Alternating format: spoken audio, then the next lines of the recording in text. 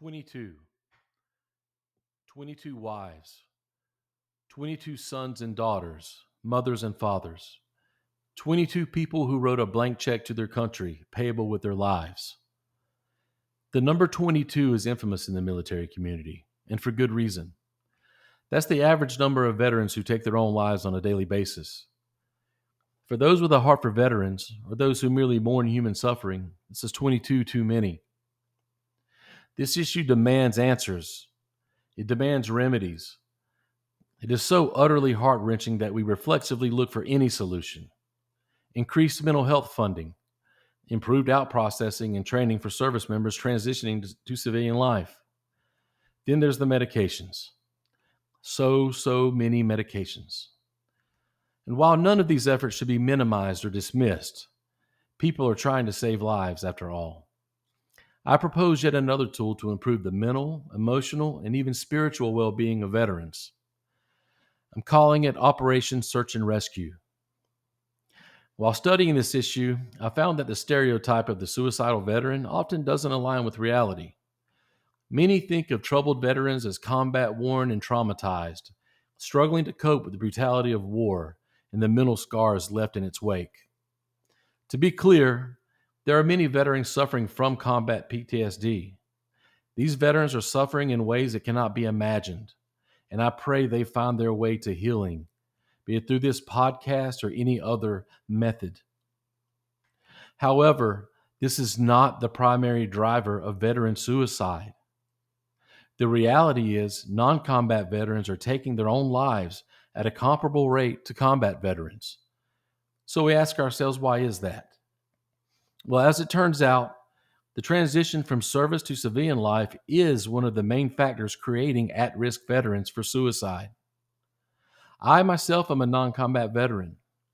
When I was medically discharged with sciatica from a badly herniated disc in my back, I didn't give a second thought to integrating back to civilian life. After all, I'd been a civilian before. How hard could it be? Then it happened. I found myself back in the world, feeling like an alien from another planet. There's a bit of modern wisdom that explains awareness of one's surroundings by comparing the world to a fish tank. One fish swims by the other, saying, "Boy, the water sure is cold today." To which the other fish responds, "What is water?" I know what it is to be that naive fish, to be completely oblivious to the world in which I lived, and to the extent that it was different than the world writ large. I lived in a world with its own moral code, its own rigid schedule, its own manner of doing things, and even its own language, largely spoken via acronym. And I took great pride in all of it. What I didn't know was the extent to which I would struggle being thrown back onto that proverbial shore. It's a hard feeling to explain unless you've been there. One day you're in a world that makes sense, one you've been conditioned to inhabit. The next day, everything changes. For some, the transmission is smooth. Perhaps they had their plans worked out well in advance and benefited from that tunnel vision that preparation provides. Then there are others who didn't envision a life outside the military, frantically searching for ways to use gills on land and becoming demoralized in the process. That demoralization leads to anxiety. Anxiety gives way to depression. Depression gives way to suicidal ideation. That is the actual path that leads to so many of these tragedies.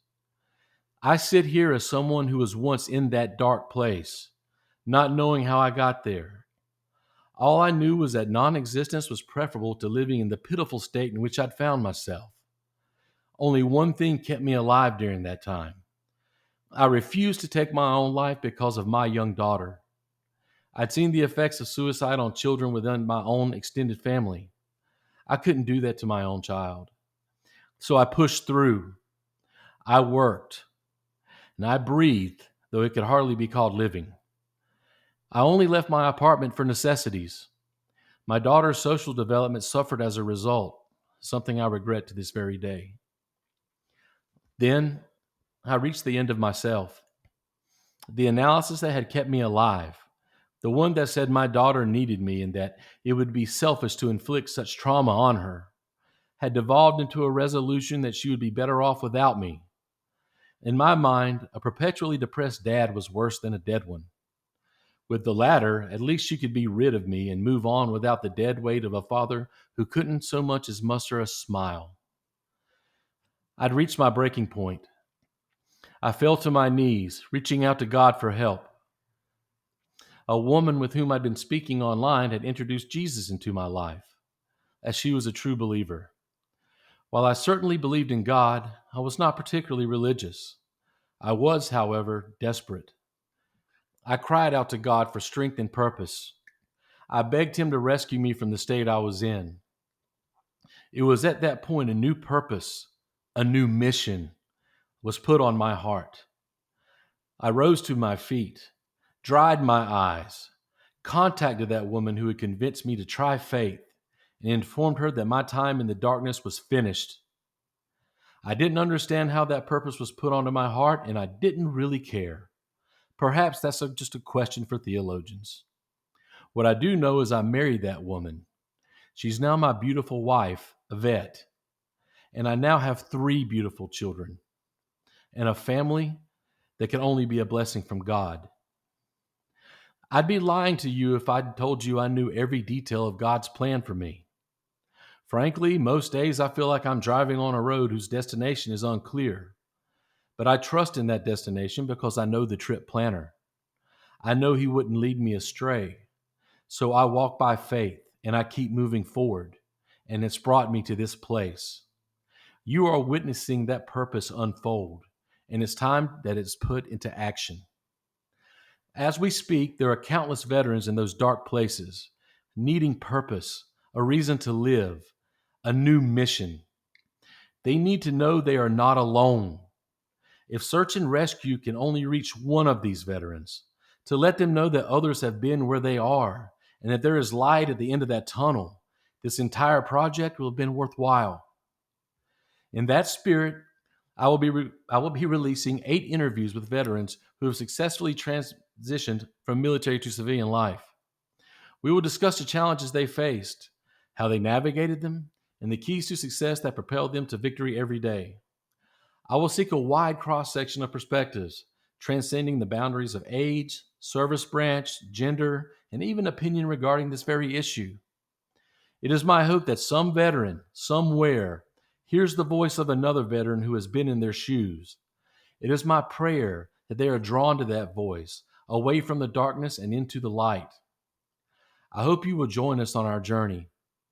Operation Search and Rescue begins Friday, October 10th at 8 p.m. Pacific Time. It will continue on that day and time each week to completion. Please share our mission every Friday night, 8 p.m. Share the light, and thank you.